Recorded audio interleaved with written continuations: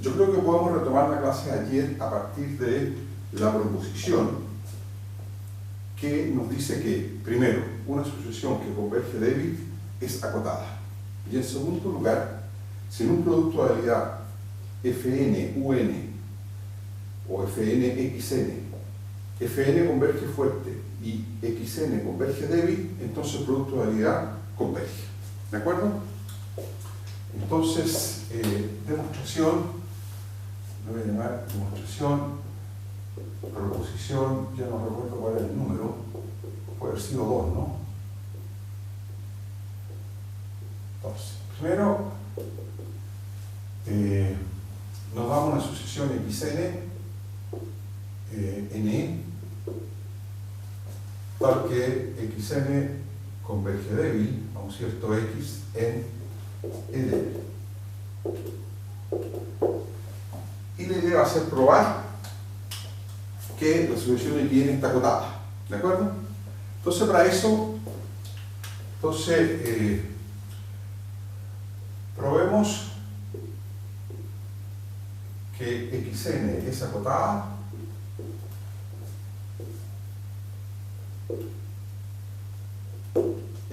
usando, y para ello vamos a usar uno de los corolarios del teorema de Banach-Steinhaus. ¿Ya? De Banach-Steinhaus. Ustedes recordarán que decía el primero de los corolarios. El primero de los corolarios daba condiciones necesarias y suficientes para que un conjunto, subconjunto del primal E, fuese acotado. Y esa condición, ¿recuerdan cuál era? Que las evaluaciones con elementos del dual fuese un conjunto acotado, ¿no es cierto?, en R. ¿Recuerdan eso o no? Sí. Sí, claro. Entonces, uno de los corolarios de Banach-Steinhaus con, si recuerdo bien, el conjunto allí era el conjunto B igual. Entonces, el conjunto B es acotado en E si los conjuntos evaluaciones de un elemento del dual con elementos del conjunto B es acotado en R. ¿De acuerdo? Entonces, ¿para qué conjunto B vamos a usar este corolario de Banach-Steinhaus? Va a ser simplemente para la sucesión XN. O sea, algo así, digamos. Con B igual XN. Entonces, B es acotado, o sea, la sucesión resulta ser acotada, si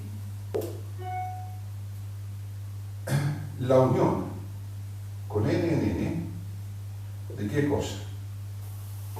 De los F aplicados a XN, ¿no es cierto?, es acotado en R.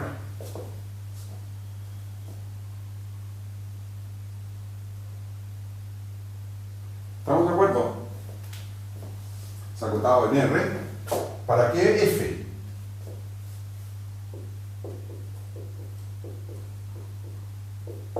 Para todo F en el dual de E. ¿Ok? Pero, como F es continuo, o sea, es un elemento del dual, ¿qué podemos decir de esta sucesión?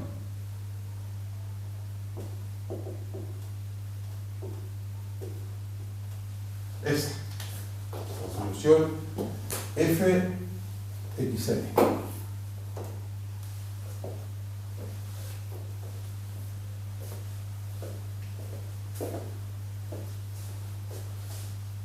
¿Ya? ¿Qué podemos decir de esa sucesión?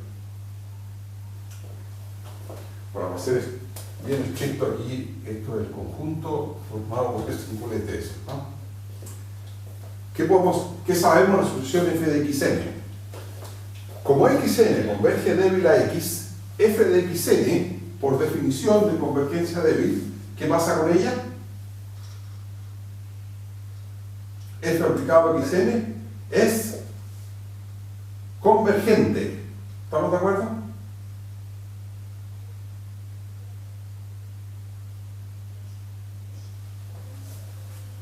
Entonces, como f es continuo, la solución f de xn es convergente, gracias a la hipótesis, y entonces, por ser una solución convergente en R, es acotada. Bueno, y eso nos muestra entonces que este conjunto aquí, para cualquier f fijo n', es un conjunto acotado y se deduce entonces que el conjunto original es un conjunto acotado. Bueno, aquí uno ve con mucha fuerza el teorema Barren-Steinhaus, ¿no es cierto? Porque lo que está diciendo aquí es que la familia de funcionales x sub n, como funcionales sobre el dual, funcionales de evaluación sobre el dual, o sea, como elemento en el fondo del bidual, ¿qué pasa con ellos? Están puntualmente acotados, porque para cada f este conjunto está acotado. Conclusión, gracias a Barren-Steinhaus, esa familia de funcionales, que son los xn, está uniformemente acotada, que es lo que dice el teorema de Barren-Steinhaus. Bien, bueno, además,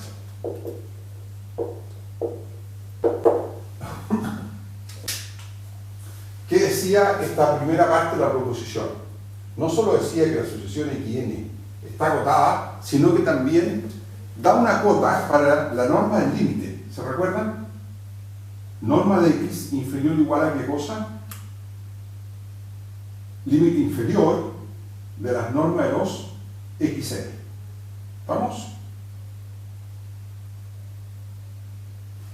Bien, entonces para demostrar esa segunda parte vamos a razonar. Entonces, razonando por dualidad,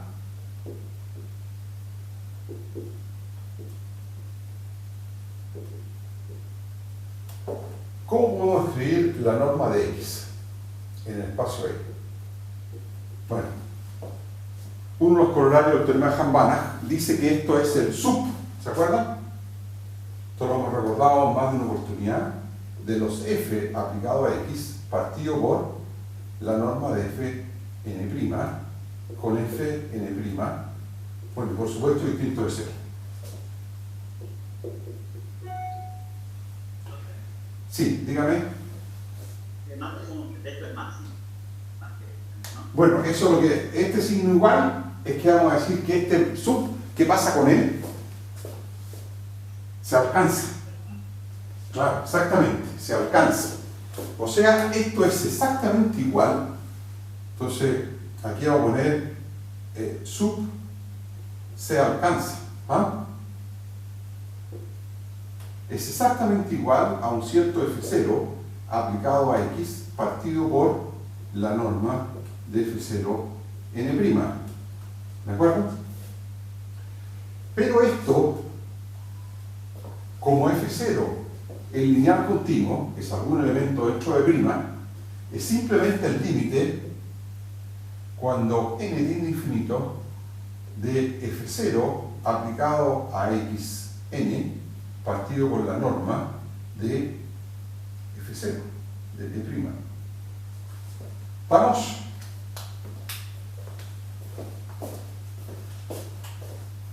¿Ya?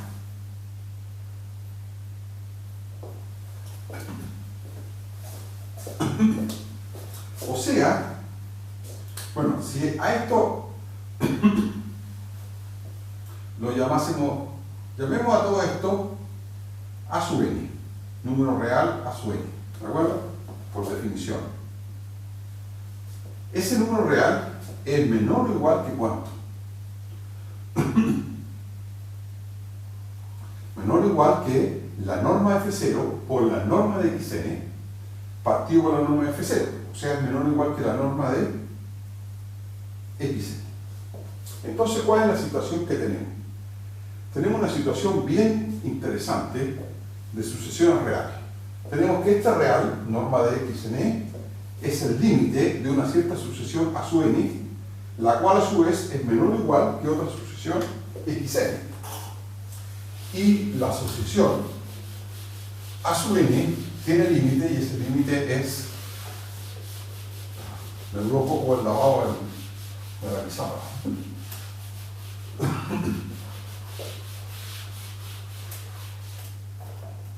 Entonces, con esto, lo que hemos escrito es que la norma de XN, de X, perdón, es el límite de unas ciertas cosas que estamos llamando a su n, n que es infinito, y a su n es menor o igual que otra sucesión que es XN.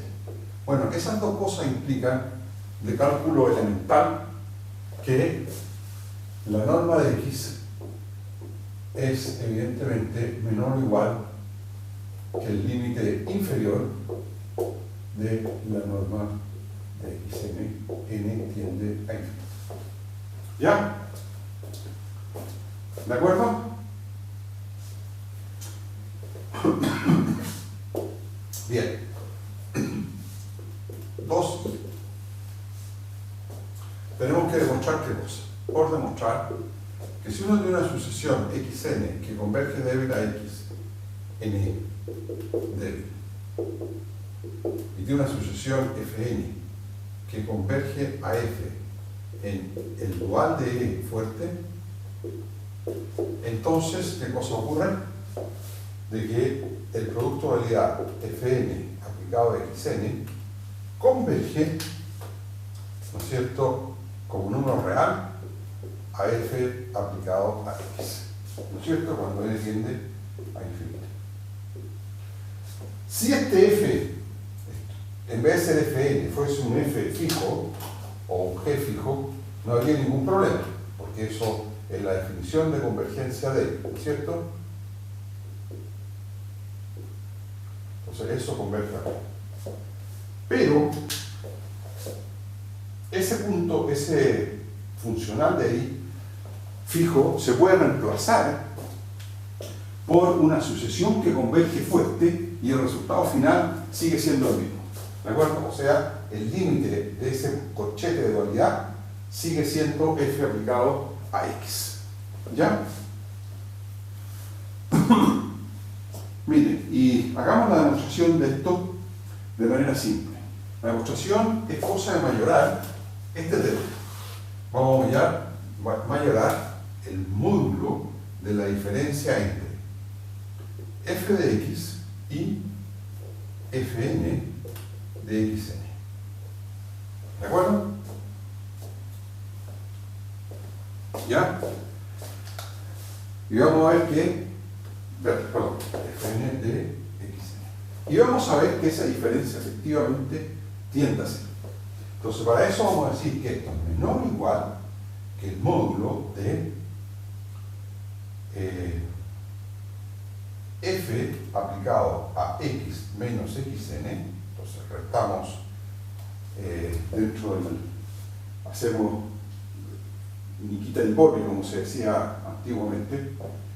Entonces, aquí restamos xn y sumamos xn, ¿de acuerdo? Entonces nos queda más módulo de fn menos f aplicado a x a x.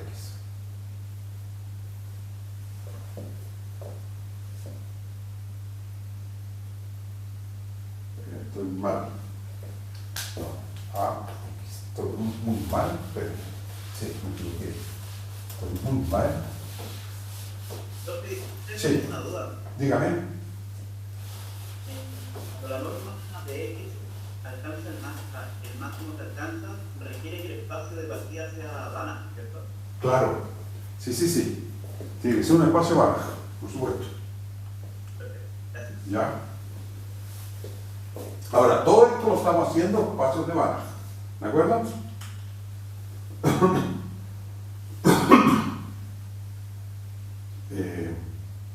Ya, aquí me equivoqué en algo. Entonces, aquí lo que hacemos es restar xn y sumar xn.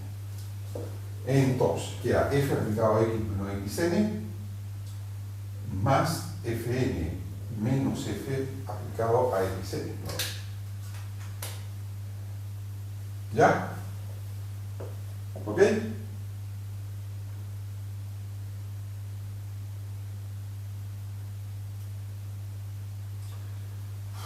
No, esto no me conviene para nada, porque no, esto es muy malo. Disculpen, ¿eh?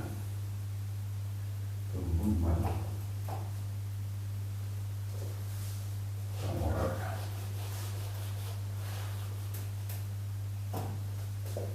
Lo que vamos a hacer mejor es sumar y restar aquí. Entonces, restar fn y sumar fn. ¿De acuerdo? Entonces, en el primer término tenemos,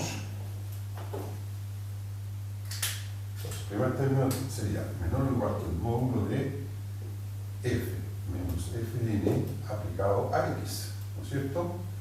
Más módulo de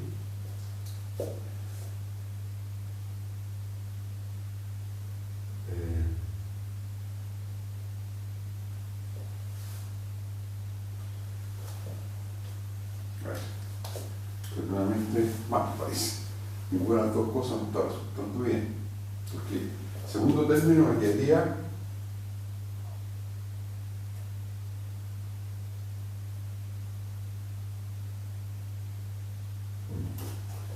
ya, ahí tampoco conviene hacer eso. Perdón, ¿no? Aquí es lo que conviene hacer. Lo que debería estar conveniente hacer entonces es aquí restar f y sumar f.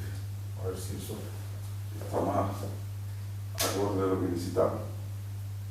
Claro. Entonces ahora sería menor o igual que f menos este fn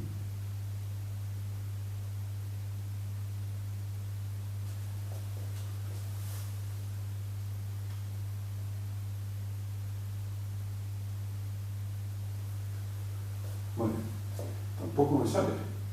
Esta cuestión no puede ser. Así. Ya, entre este y f aplicado a xn, vamos a sacar factor ahí entonces. Pues f, entonces f aplicado a x menos xn. F aplicado a f x menos y. Entonces después me estaría quedando f menos fn aplicado a xn.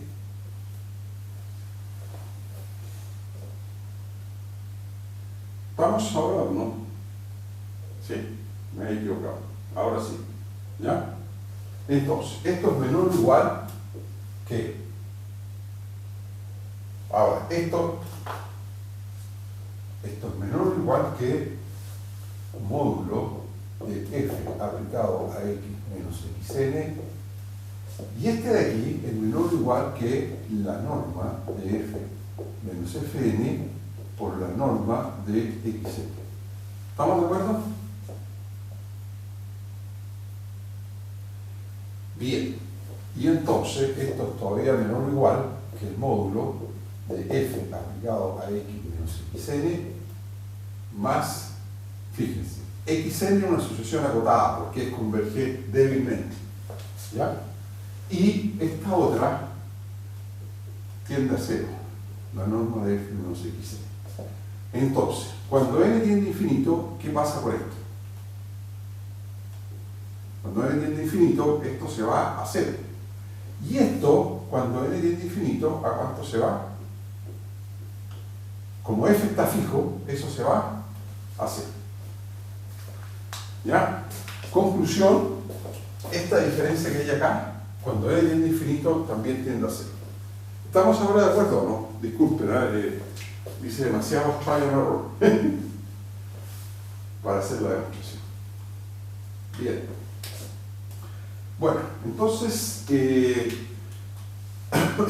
lo que tenemos es que toda sucesión débilmente convergente es acotada y en la norma de su límite es menor o igual que el límite inferior de las normas de la sucesión. Y en segundo lugar, si uno tiene convergencia débil en X y convergencia fuerte en el dual, entonces el producto de dualidad también converge. ¿Ok? Bueno,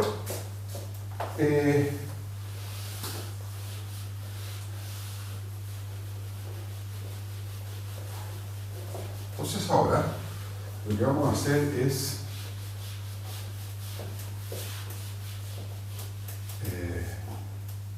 dejar escrita, entonces proposición, ya no sé qué número puede ser 3, entonces proposición 3. Como siempre es espacio de Banach. Entonces, y vamos a fijar un punto x0 en E. Entonces, usando, ¿se acuerdan ustedes en el preliminar? ¿Quiénes formaban una base de vecindades de un punto x0? En esa topología, que era la menos fina, que dejaba o que hacía continuas a una familia de funciones, digamos, phi sub i con i en i.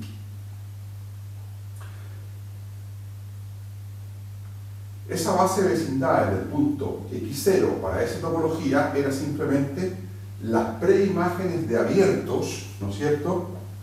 ¿Ya? De abiertos omega, tales que phi sub i de x0 estuviese en omega, ¿no es cierto? O, si ustedes quieren, intersecciones finitas de ese tipo de conjuntos, ¿ya? O sea, uno toma, para encontrar la base de vecindades, ¿qué es lo que hace? Toma un número finito de las funciones phi sub i. Toma abiertos omega, tales que la preimagen del abierto omega, ¿no es cierto?, sea tal que phi sub i de x0 esté en omega, ¿de acuerdo? Bueno, y esa intersección infinita de las preimágenes de esos omega son justamente la base de vecindades del punto x0. Entonces, cuando aplicamos eso al caso de la topología débil, en el caso de la topología débil del espacio de Banach, las funciones phi sub i son simplemente, ¿qué cosa? Los elementos del dual. ¿Está claro? Entonces, reescribiendo eso mismo que dijimos antes, para este caso, vamos a decir que una base de vecindades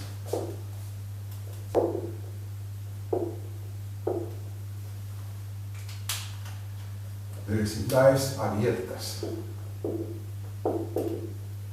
débiles, o sea, para sigma de E',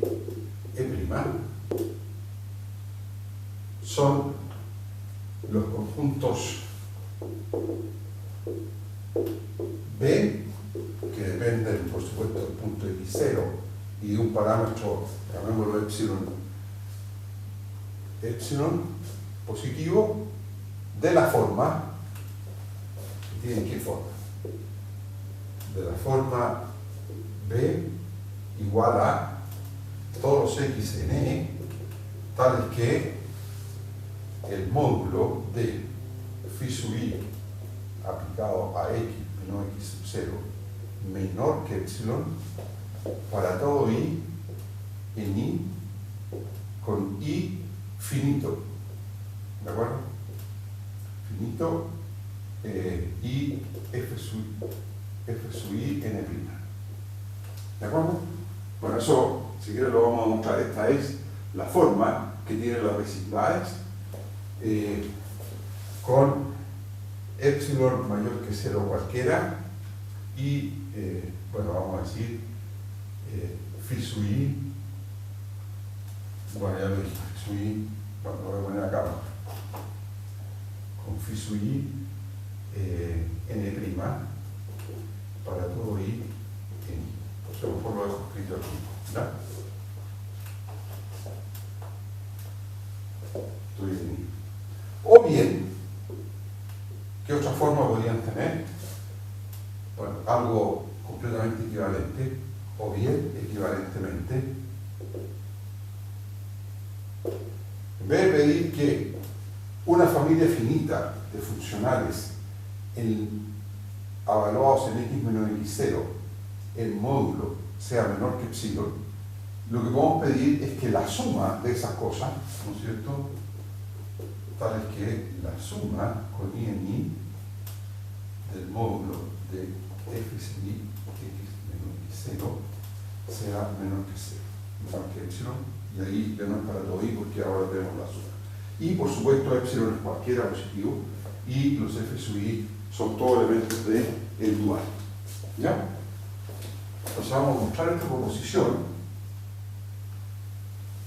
que nos da bases de vecindades en torno al punto x0 para la topología débil. ¿De acuerdo?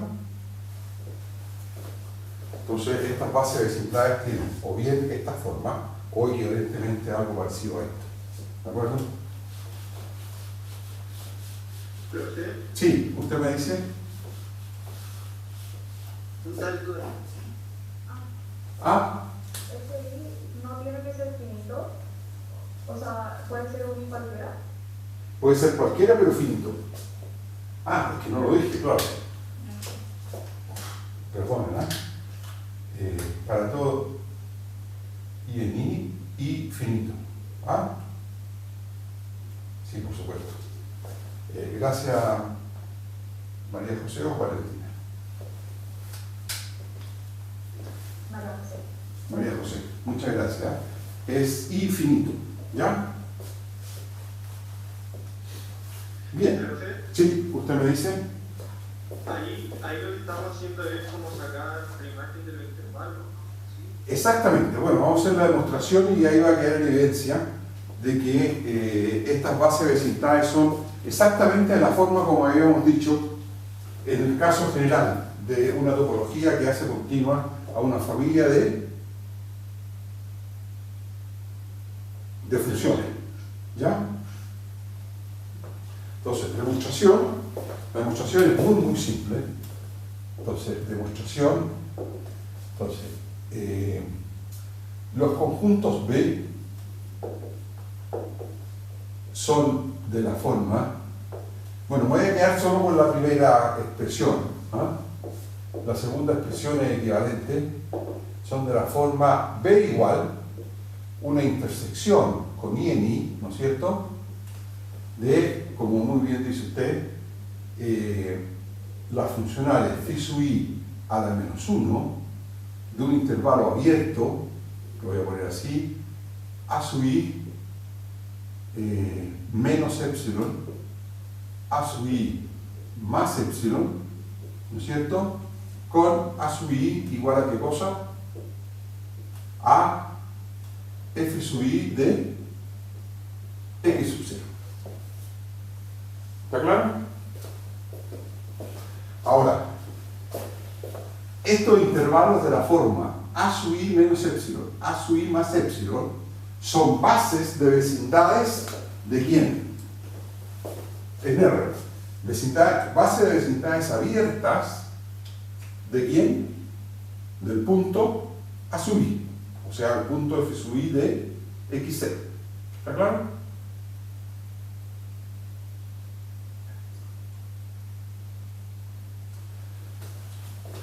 Entonces, que es exactamente la forma de las bases de vecindades en la topología bases de vecindades de X0, ¿no es cierto? X0 en X mayúscula, de la topología sigma X que hace continua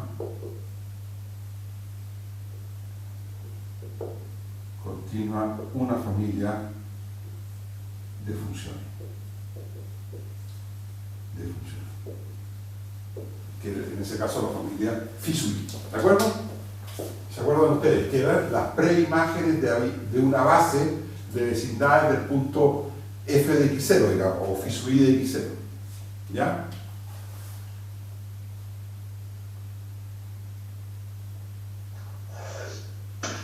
¿De acuerdo? Bueno,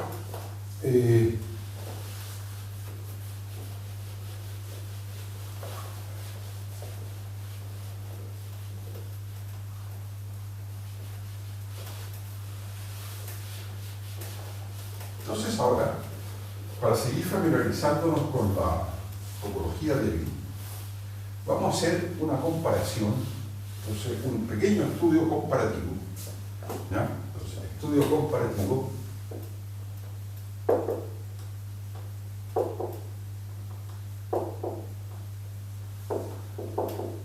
entre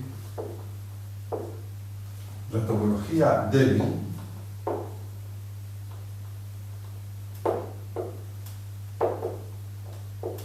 que estamos denotando sigma de E' y la topología fuerte o la topología de la norma, ¿no es cierto? Fuerte o de la norma, que vamos a denotar sigma o tau, ya tau norma. ¿De acuerdo? Entonces vamos a hacer este estudio comparativo entre topología débil, ¿cierto? Y topología fuerte.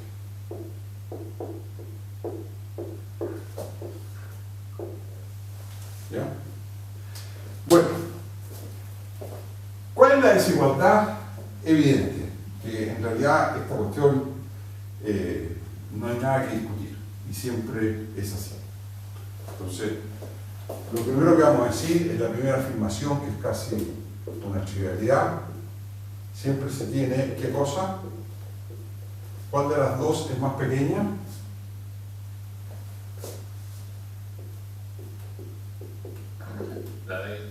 La débil siempre es más chica. ¿Están de acuerdo?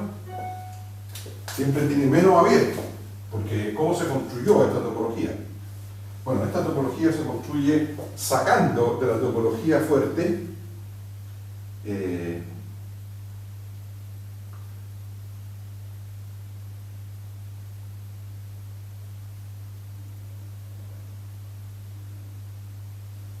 sacamos de la topología fuerte una cierta cantidad de abiertos hasta el punto en que obtenemos, ¿qué cosa? La más fina, o la menos fina, perdón, la menos fina que deja continuos a los elementos del dual. ¿De acuerdo?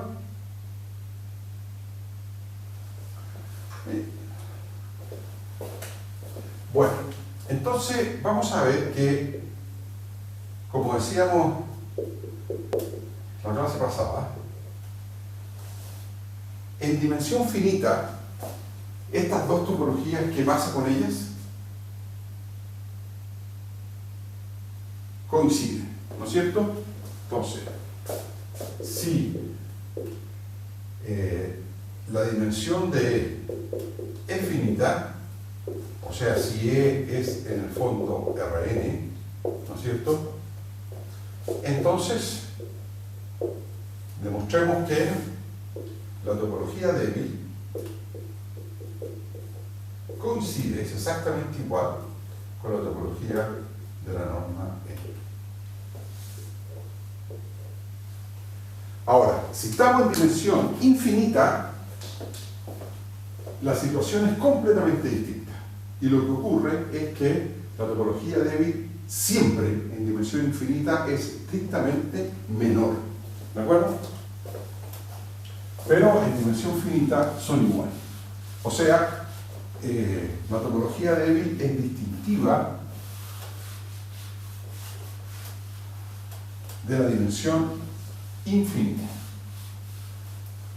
Solo tiene sentido introducir la topología débil en la dimensión infinita.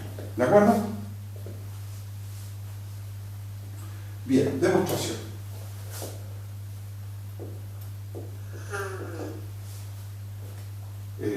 Perdón, ¿usted me dice? ¿Pregunta? ¿No? Vale.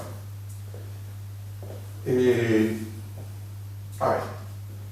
Entonces nos vamos a poner el caso de la dimensión finita. Entonces, suponga que E es engendrado con una base, digamos, E sub 1 hasta E sub n, ¿no es cierto? Con la norma de cada uno de estos E sub i en E igual 1. Quien quiera puede pensar de que es SRN, da lo mismo porque todo espacio de dimensión finita son todos isomorfos estrechos. ¿De acuerdo? Entonces, debemos probar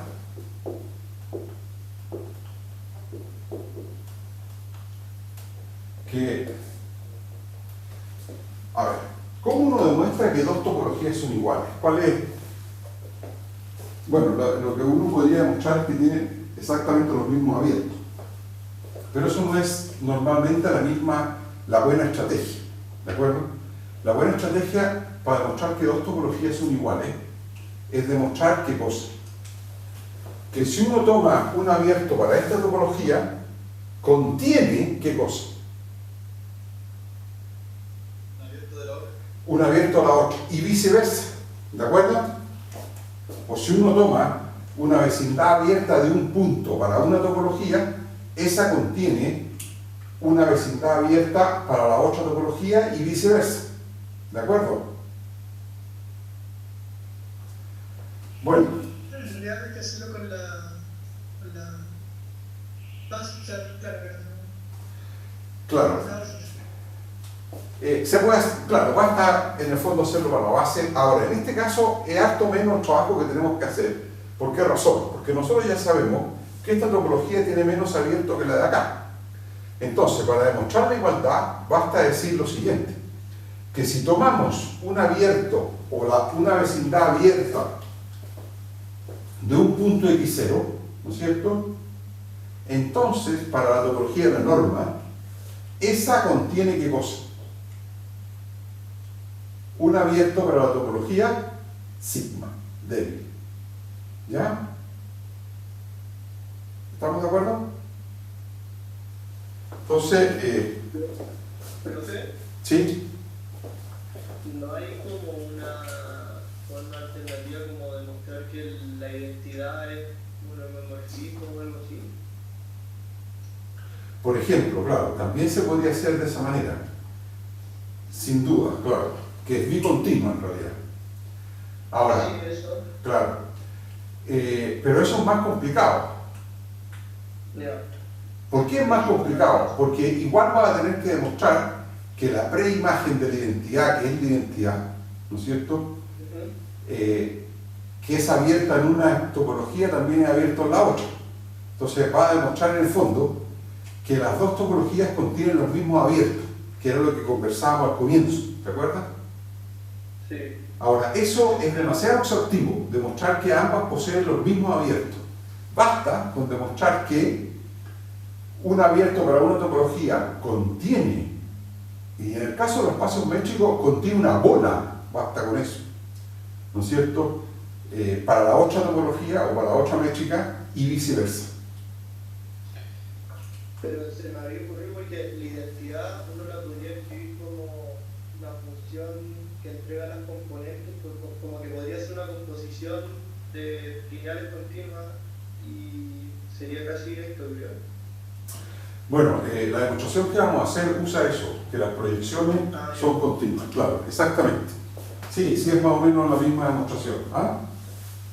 Claro, eso es. Sí, sí, sí, estoy de acuerdo contigo, perfectamente. ¿Ya? Entonces, bueno, o más de decir, debemos probar, basta con probar, voy a poner, ¿ah? Porque como ya hay una desigualdad que es cierta, entonces basta con probar que si B igual bola N de centro X0 y radio R es vecindad abierta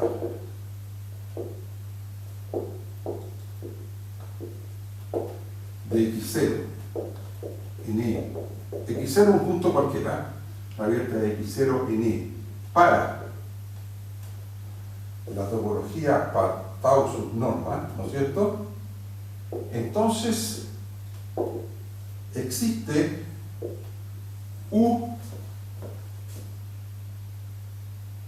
vecindad abierta, vecindad débil, digamos, vecindad de X0 en la topología débil, tal que B contiene U. ¿De acuerdo?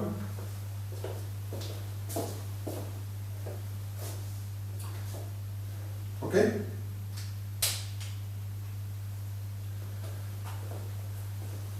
Entonces, bueno, la idea es busquemos U, ¿no es cierto? Tenemos que encontrar, nos vamos a dar esta bola de centro X0 y radio R y busquemos la vecindad U débil, ¿no es cierto? Abierta débil, vecindad de U, de la forma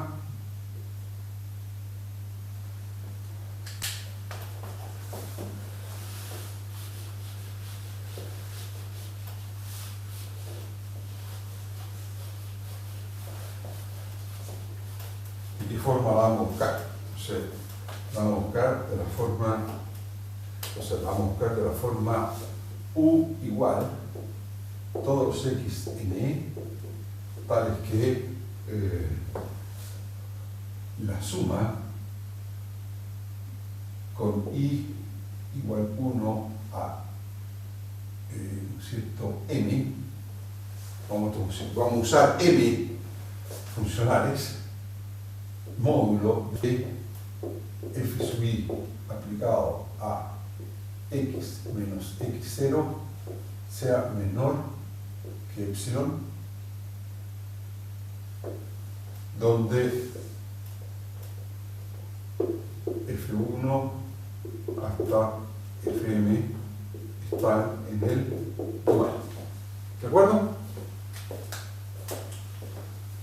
Entonces vamos a buscar epsilon y vamos a buscar F1 hasta Fm, ¿ya?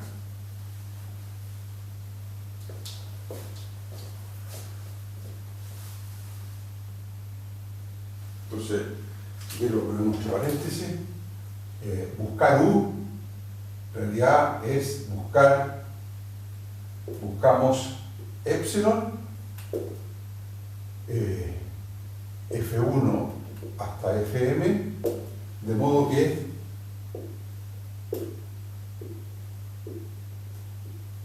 U sea subconjunto de B. Porque esto ya sabemos acá que es una vecindad débil para X0, una vecindad débil de X0. ¿Estamos de acuerdo? ¿Hasta ahí? Porque ahora lo que vamos a hacer es encontrar el epsilon y encontrar F1 hasta Fm. ¿Alguna duda? ¿Está claro o no? ¿Qué dicen? ¿Ah?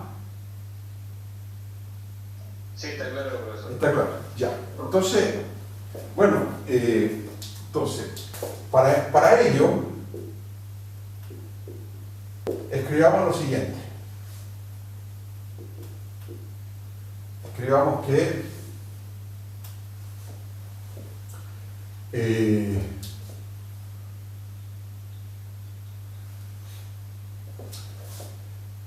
¿quién es la norma de x menos x0? Porque fíjense ustedes aquí. ¿Quién es quién es B?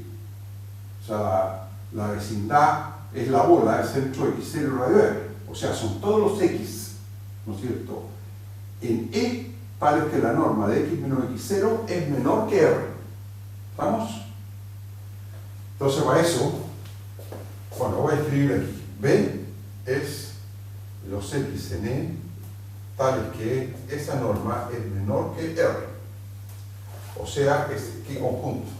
Son todos los x en E, y la idea es que esto de aquí se escriba de esa forma para algunos FI y para algunos F1 hasta Fn, ¿de acuerdo?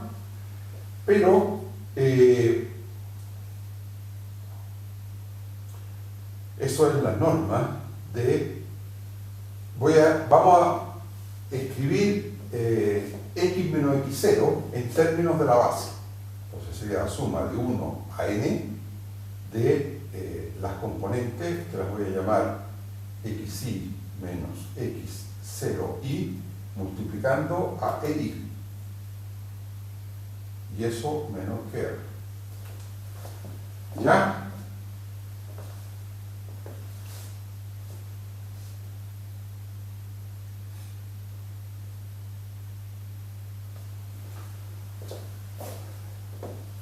Pero la norma de la suma desde i igual 1 a n de x i menos x0i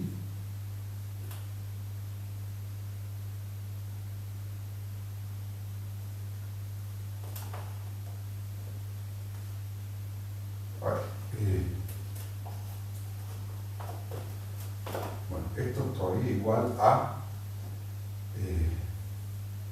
x n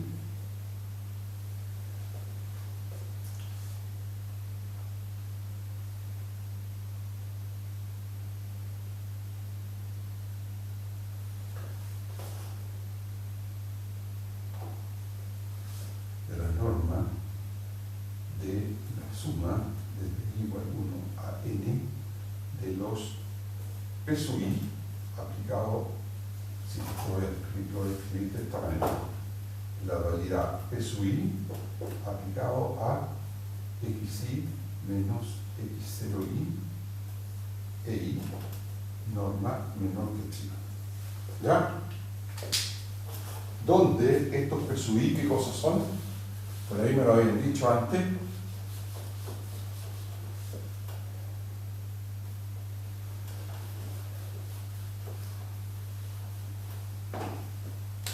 Donde P sub i es la proyección o la aplicación que a x en E hace corresponder x sub i en R. ¿De acuerdo? Cuando uno descompone, al descomponer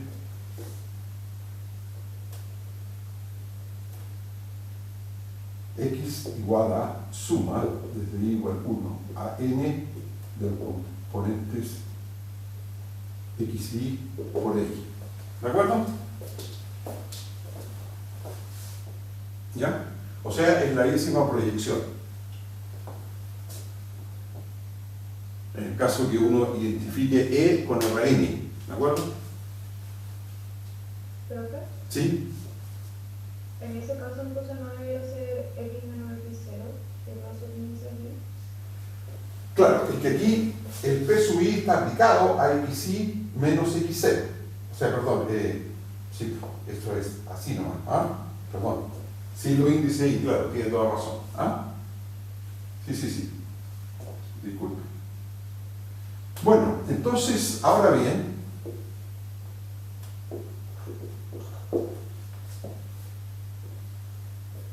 esta norma de la suma desde i igual 1 hasta n de los p sub i aplicado a x menos x0 e sub i es claramente menor o igual que la suma desde i igual 1 a n de los módulos de p sub i aplicado a x menos x0, x menos x0. ¿De acuerdo? ¿Ya? Y entonces, yo les pregunto a ustedes, ¿para qué valor de epsilon? ¿Para qué valores de los F1 hasta Fn? ¿O hasta qué valor de m? Esta U, que está acá, es un subconjunto de este conjunto B. Y entonces, tomando, bueno, es evidente que hay que tomar m igual a ¿cuánto? N. F sub i igual a P sub i y epsilon igual ¿cuánto? R, ¿no es cierto? Se tiene que, evidentemente, que U es un subconjunto de B. Porque si toda esta suma es menor que epsilon, o sea, menor que R, que sería estar en U, entonces esta otra suma también es menor que epsilon o R. ¿Están de acuerdo? Y por lo tanto estamos en B. ¿Quedó claro?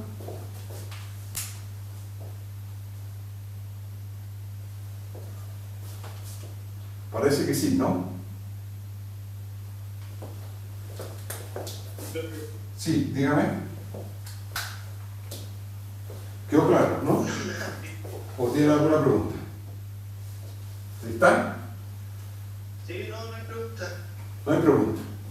Entonces ahí ustedes tienen que si uno toma los m como igual a n y toma los f sub i como los p sub i, y estos p sub i están en el dual, ¿eh? Porque estamos en dimensión finita, entonces, y epsilon igual a r, tenemos que cualquier elemento que esté aquí necesariamente está en B, gracias a esta desigualdad que hay aquí. ¿Ya? No, esta de aquí, ¿no es cierto? Esa es la que permite decir que hubo su conjunto R. Bueno, entonces, aquí hay un resultado que no se le olvida a uno nunca más, y es que en dimensión finita ambas topologías son las mismas. Ahora, si la dimensión de E es más infinito, o sea, no es dimensión finita, entonces la topología débil es estrictamente más pequeña que la topología de la norma.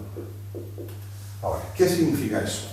Significa que hay abiertos débiles que no son abiertos fuertes. ¿Está claro?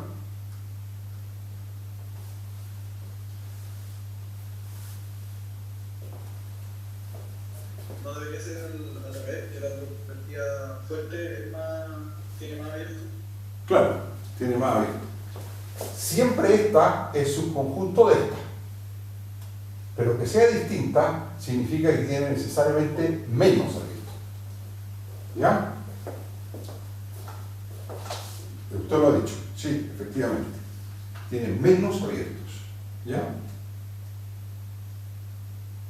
¿Está claro? Sí. Ya. Entonces, vamos a ejemplificar esto.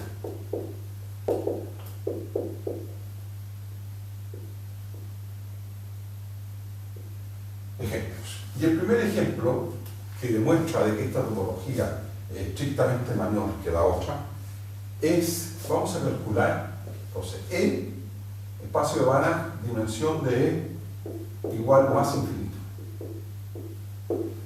Y sea S la esfera unidad. ¿Se acuerdan qué es la esfera unidad? Bueno, son los puntos de E de norma 1. ¿Ya? Entonces, es bien sabido que S es cerrado fuerte. ¿De acuerdo? Es un cerrado para la topología de la norma. ¿No es así?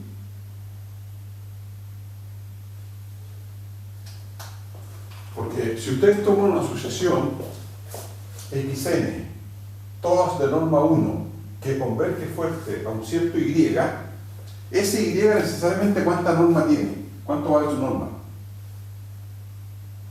1. O sea, está dentro de ese. ¿Está claro? Y por lo tanto ese es cerrado. ¿Ok? O, dicho de otra manera, ese coincide con su adherencia. ¿Ya? Es cerrado fuerte. Sin embargo,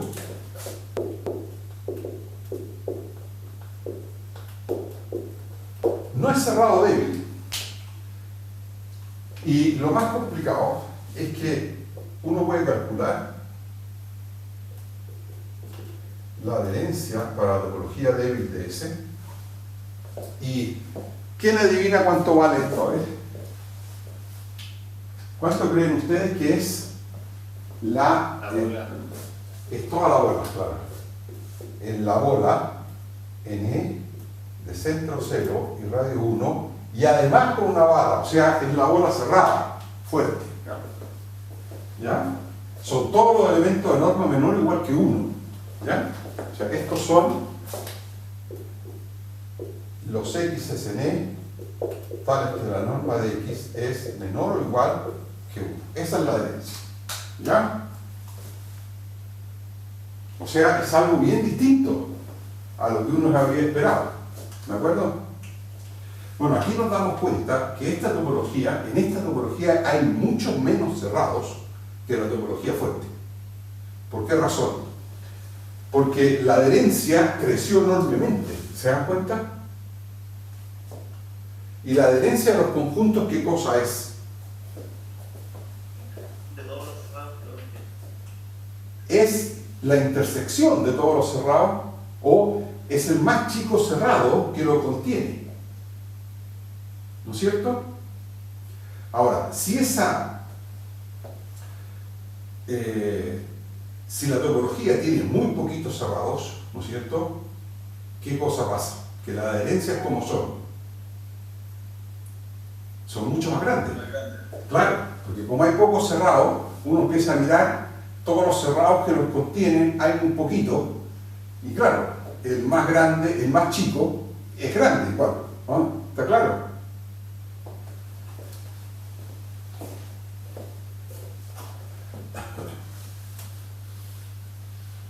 Bueno, demostremos esto, ¿les parece?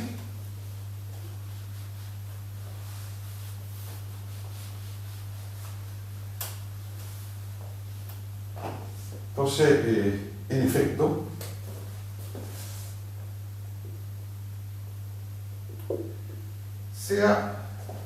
primero vamos a mostrar esta desigualdad. Sí, dígame. Esto lo vimos en auxiliar, por si acaso. Ah, ¿lo vieron auxiliar? Ah, perfecto. Entonces vamos a seguir ya. No, ningún problema. Mejor. ¿Ya? Entonces, en efecto, resultado probado por Eduardo, ¿no? ¿Fue Eduardo o Nicolás? Hacen los auxiliares juntos, así que lo... Entonces, Eduardo y Nicolás, o Nico. ¿Ya? Segundo ejemplo. A lo mejor también lo vieron, ¿ah? El segundo ejemplo es que si la dimensión de E es más infinito, entonces la bola unidad de E no es nunca abierta. ¿Eso lo probaron también o no?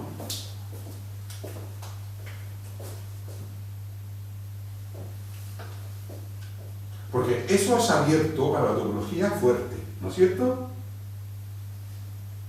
Para la norma, las bolas abiertas son abiertas, ¿no? Pero para la topología débil es nunca abierta baja. Para sigma, por supuesto, eso es menos. ¿Ya? Ustedes me dicen, ¿lo vieron o no? ¿Perdón? No lo vieron, ¿no? Bueno, probémoslos. ¿Les parece?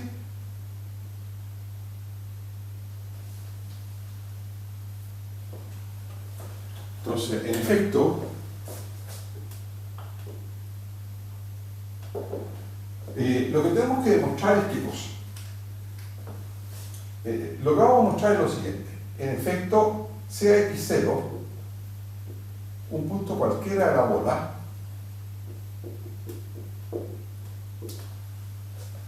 y probemos que no existe B, vecindad abierta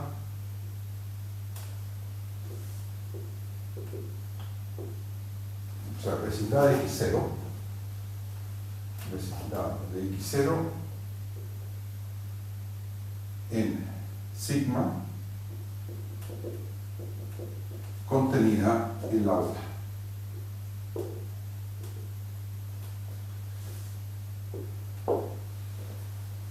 Perfecto, en la bola contenida en la bola de centro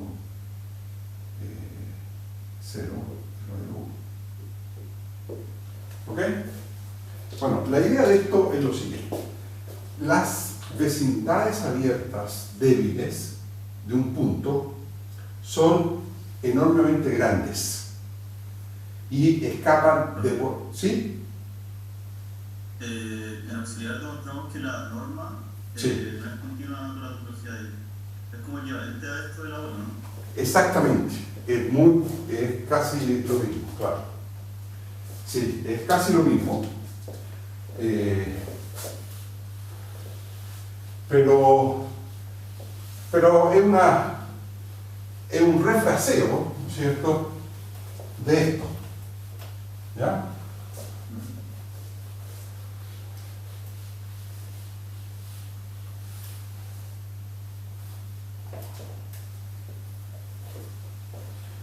Entonces practiquemos esta demostración, ¿les parece? O sea, demostremos que efectivamente, dado un punto cualquiera dentro de la bola, no es interior a la bola, es decir, no es posible encontrar una vecindad contenida en la bola, ¿de acuerdo? Una vecindad débil del punto X. Entonces, en efecto,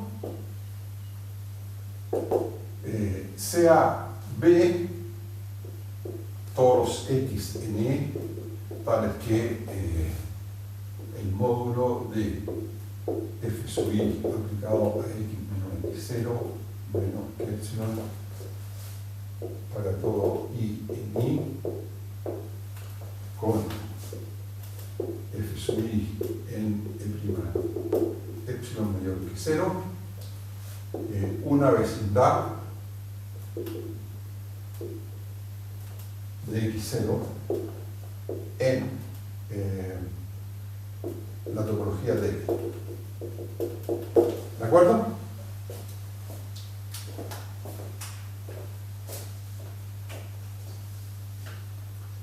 ¿Ya? Y probemos que esta vecindad no puede estar contenida en la bola. ¿Ya? y probemos que no es posible que una B de esta forma sea subconjunto de la bola de centro cero y radio. ¿Ya?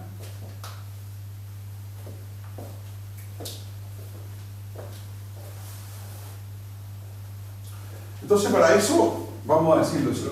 Sí, dígame. Consulta, en ese caso estaríamos probando algo un poco más fuerte, ¿no? Estaríamos viendo el interior de la bola para la topología de libre vacío. Vacío, claro, exactamente. Usted lo ha dicho. Claro, mucho más que eso, claro. Lo vamos a notar, tiene toda la razón.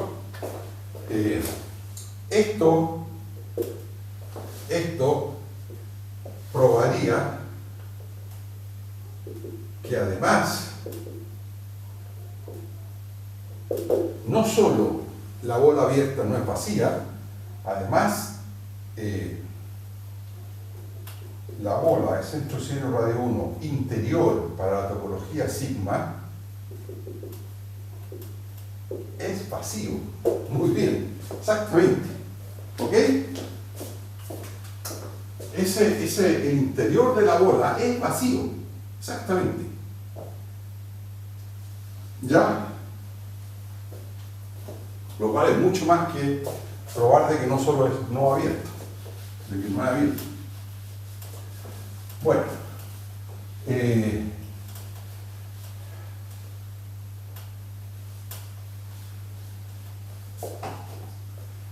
entonces, para hacer la demostración es lo siguiente. Tenemos, en alguna parte tendría que haber dicho de que el I es finito, ¿no? Este I. Finito. ¿Ya? ¿Ok? Entonces, lo que vamos a hacer es lo siguiente. Fíjense ustedes. Admitamos por un momento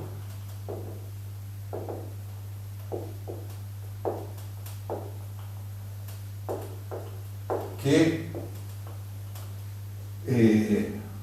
la intersección con I en I del kernel de estos funcionales f sub i es distinto del cero. La verdad es que a esto llamémoslo G si ustedes quieren, G definido como la intersección de esos kernels es no vacío, ¿de acuerdo? ¿Alguien intuitivamente sabría probar de que esos kernels son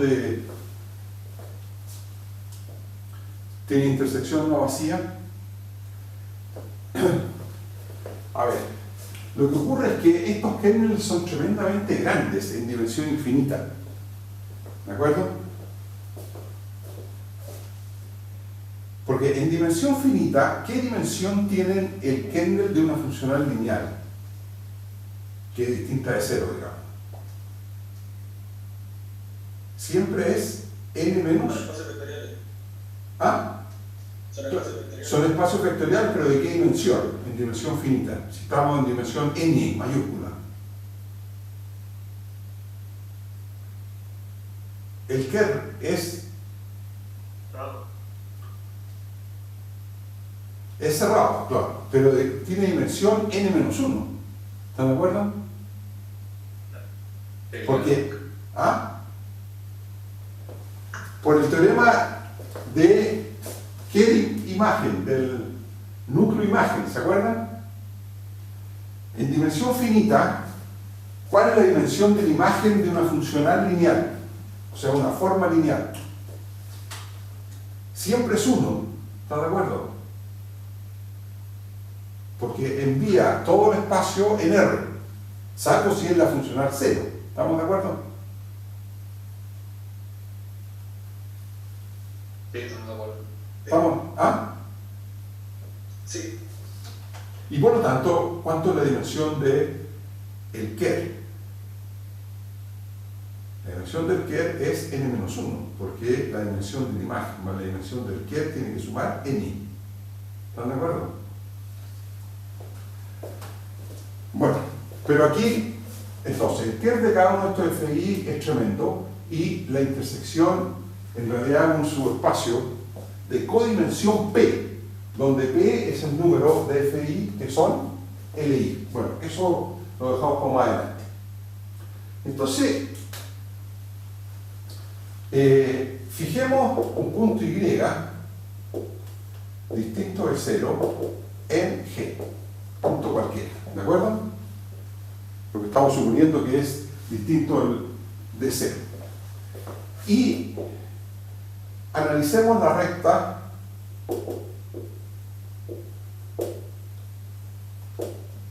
L de ecuación x0 más lambda y con lambda en R. O sea, ustedes hacen variar lambda en R y eso describe una recta que pasa por x0 y que es paralela a y. ¿Están de acuerdo?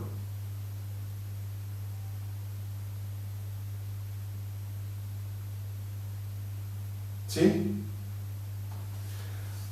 Ahora bien. ¿Ah? Sí, sí, de acuerdo. Bien. Lo que vamos a afirmar es que los f sub i son constantes a lo largo de L. Pues, ¿qué pasa con cada uno de los f sub i aplicado a x0 más lambda i? ¿Cuánto vale eso? Vale, f sub i aplicado a x0 más lambda veces f sub i aplicado a y. Pero f sub i aplicado a y, ¿cuánto vale? ¿Vale? 0. O sea, esto vale simplemente f sub i aplicado a x0 para todo i, en i. Y entonces, ¿qué podemos afirmar? Que esta recta, ¿qué pasa con ella?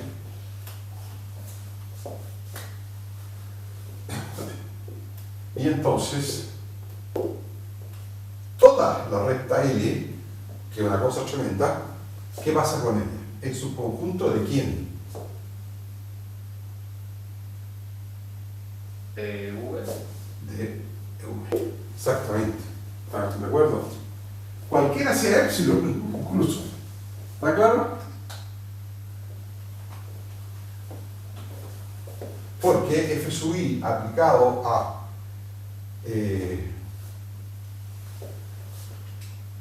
f sub i aplicado a x0 más lambda i a ese punto x, ¿no es cierto? A este x, si le quito x0, ¿cuánto valdría? Vale simplemente 0, ¿no es cierto? O sea, vale f sub i aplicado a x0, ¿no? Y como x0 está aquí, bueno, esta diferencia vale 0, ¿no?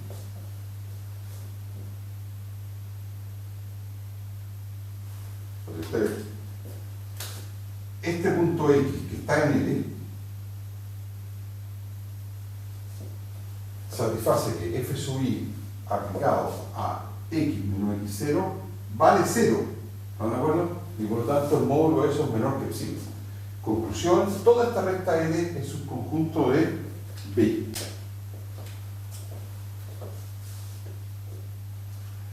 Entonces, la pregunta es, en L hay elementos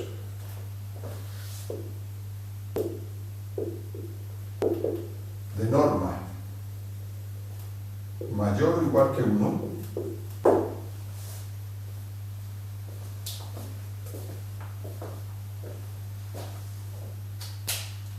o sea que están fuera de la bola, ¿me entienden?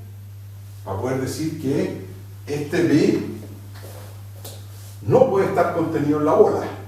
¿Está claro? Entonces yo les pregunto, dentro de la recta L, ¿es posible encontrar elementos de norma mayor o igual que 1? A ver, ¿qué les dice la intuición primero? Sí, claro que sí, porque la lambda puede ser gigante.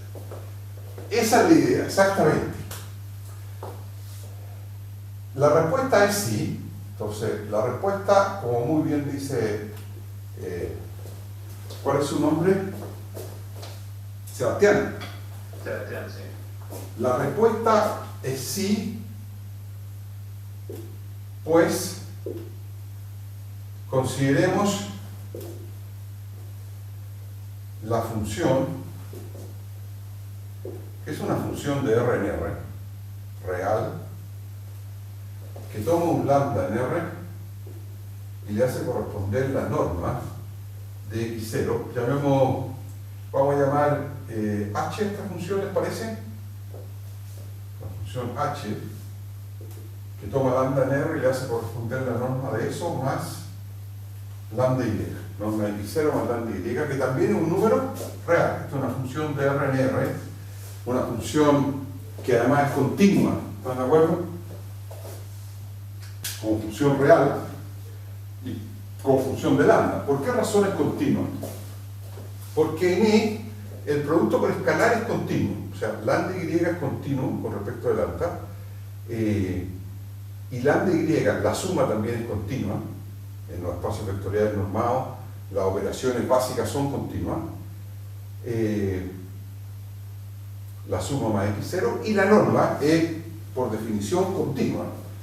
¿De acuerdo? Conclusión, es todo continuo con la topología fuerte ahí, ¿de acuerdo? Y por lo tanto, ese número real depende continuamente de lambda, ¿de acuerdo?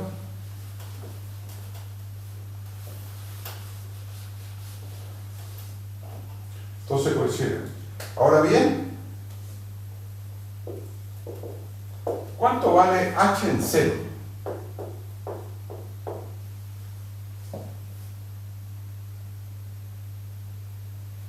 H de 0 vale, Norma de x0. claro, norma de x0, que es un número real estrictamente menor que 1, ¿de acuerdo?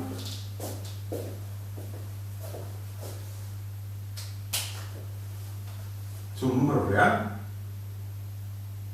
de norma estrictamente menor que 1, porque x0 lo tomamos dentro de la bola de centro 0 y radio 1, ¿están de acuerdo? Y ahora, ¿qué pasa con h de lambda cuando lambda tiende a más o menos infinito? A cualquiera de esos dos lados. ¿A cuánto tiende h de lambda? Tiende a más infinito. Y entonces, por continuidad, o tenemos el valor medio, no sé cómo llamarlo, existe lambda barra, tal que h de lambda barra es igual a cualquier número, es igual a m, con m real fijo cualquiera,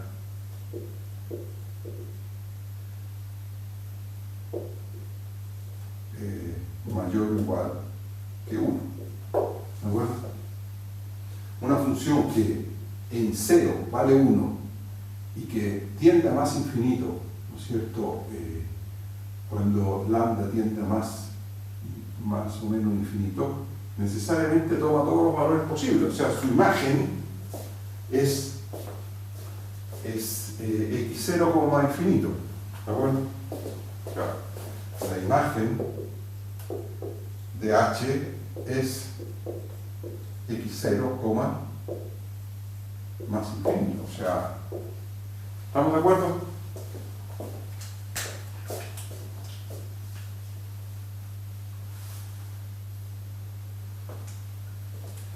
Bueno, esto entonces está demostrando que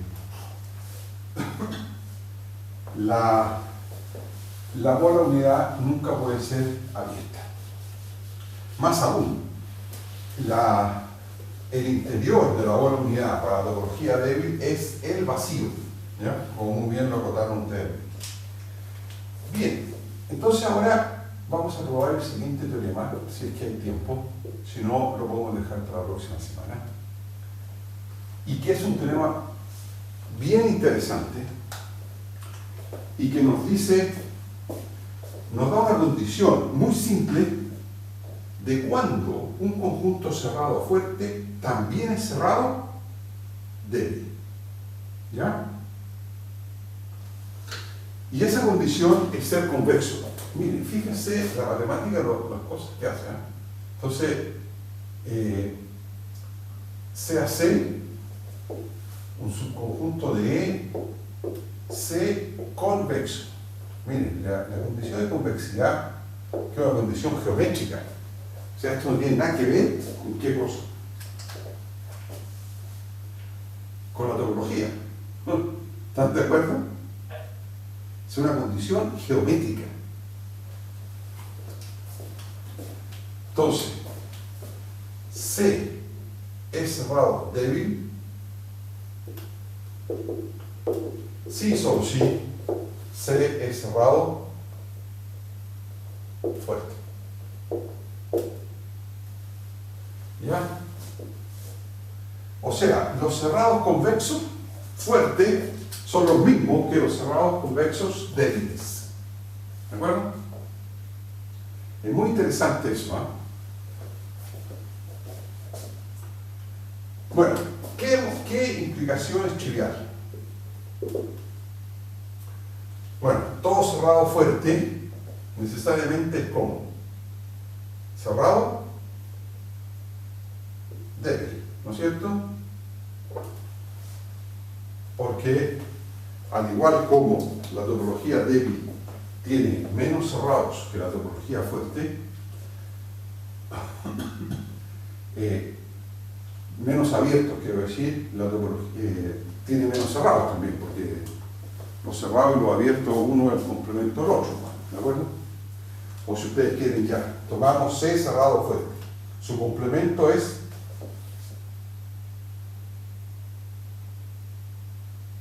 abierto fuerte. ¿Qué estoy diciendo? No sería al revés, ¿no? Claro, sería al revés, claro, exactamente. Ya ven un revés. Esto es así, ¿no es cierto? Claro, tomamos un cerrado débil, su complemento es abierto débil, por lo tanto abierto fuerte, y por lo tanto el complemento del complemento, que es el conjunto, es cerrado fuerte. ¿Ya? Entonces esa es una demostración directa. Ahora probemos la integración al revés. Entonces vamos a probar que C es cerrado fuerte implica C es cerrado débil. Entonces, para demostrar que es cerrado débil, sea x sub 0 un punto que tomamos en el complemento con respecto de E de C, que es, este complemento es cerrado. Entonces estamos suponiendo que estamos haciendo la implicación hacia acá. Entonces tomamos C cerrado fuerte, entonces su complemento cerrado es abierto, perdón, es abierto fuerte.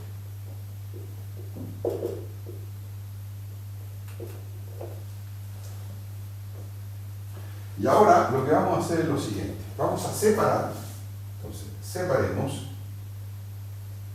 el singulete x0, que es un compacto, de el convexo cerrado C, que es convexo cerrado fuerte.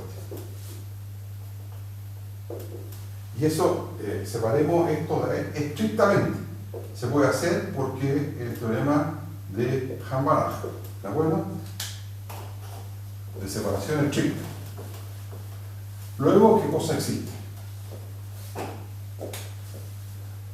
Luego existe un F0, digámoslo así, en el dual, existe un alfa en R, tal que F aplicado a X, F0 aplicado a X es menor que alfa, y esto es menor que F0 aplicado a X0, y esto es válido para todo X en C. ¿De acuerdo? Bien. ¿Quién me dice cuál es la vecindad débil de X0 contenida en el complemento de C?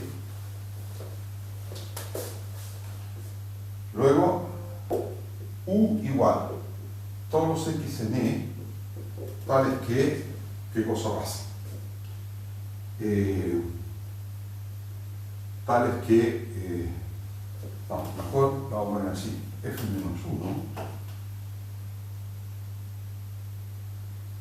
f-1 del intervalo menos infinito hasta alfa, que es abierto,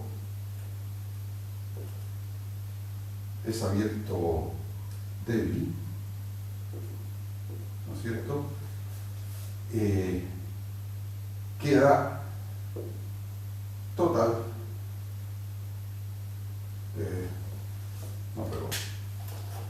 f-1 de alfa más infinito. O sea, lo que hay de ahí para allá, alfa más infinito, queda totalmente contenida en complemento con respecto de C. Bueno, así este complemento es abierto débil.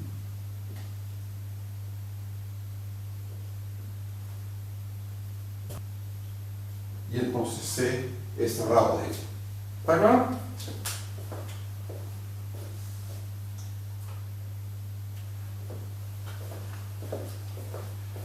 Ya. Bueno, creo que se nos pasó un poco la mano en ponernos a hacer esta demostración. No deberíamos haberla hecho y haberla dejado para el lunes. Pero bueno, ya lo hicimos y el lunes la podemos revisar. ¿Les parece?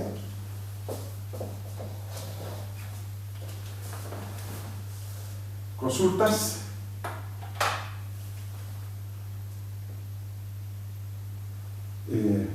Bueno, lo que podemos guardar en mente es que los cerrados débiles son cerrados fuertes cuando el conjunto es convexo.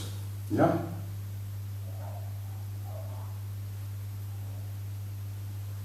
Un ejemplo interesante son los hiperplanos, por supuesto. Pero los hiperplanos son cerrados débiles y fuertes por definición de topología débil, ¿no? ¿Podría reiterar los últimos argumentos? Porque define U como la preimagen de F, claro, de alta. De F0. Y eso da todo. De F0, ¿ah? Eso. Perdón, aquí falta un cerito. Sí, perdón. Aquí falta un cerito, ¿ah? De F0.